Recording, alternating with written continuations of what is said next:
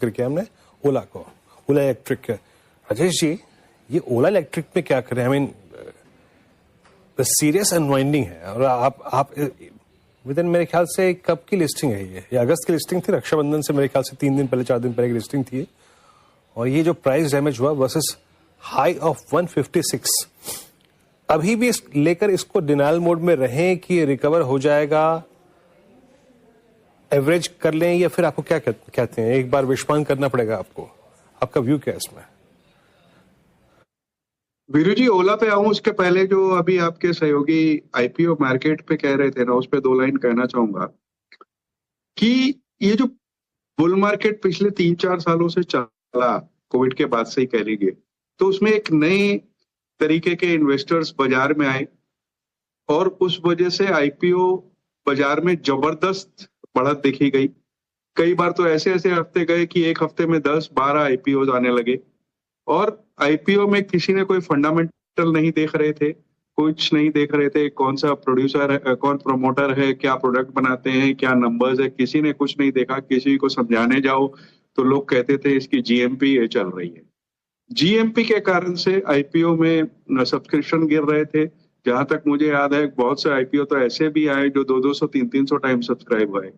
एक छोटा सा एग्जांपल बताऊं तो एक यामा मोटरसाइकिल की डीलरशिप थी जिसमें 2 स्टाफ लेके 2 शोरूम चला रहे थे।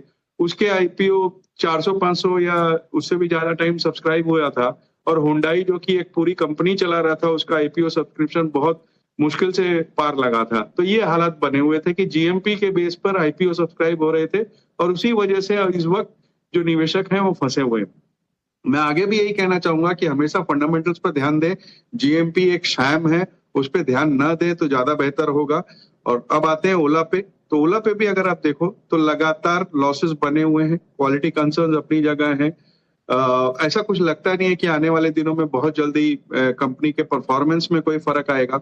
दूसरा, अगर आप देखो तो जो 2 व्हीलर ईवी स्पेस की बात थी और जिसके कारण से ओला में इतनी ज्यादा सब्सक्रिप्शन वगैरह आई थी, आज की डेट में सभी कोई दूसरी कंपनियां भी जो पुरानी कंपनियां हैं जिनके पूरे एकदम सारे लॉजिस्टिक्स वगैरह बने हुए हैं, वो भी ईवी 2 व्हीलर लॉन्च कर रही है, फिर वो चाहे होंडा हो या दूसरी कंपनियां हो।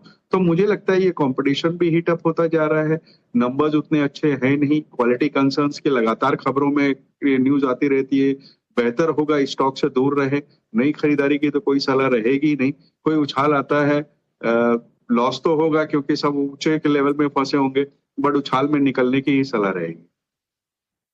एग्जिट समटाइम्स ये अगर आप देखिए करना पड़ता है। बहरहाल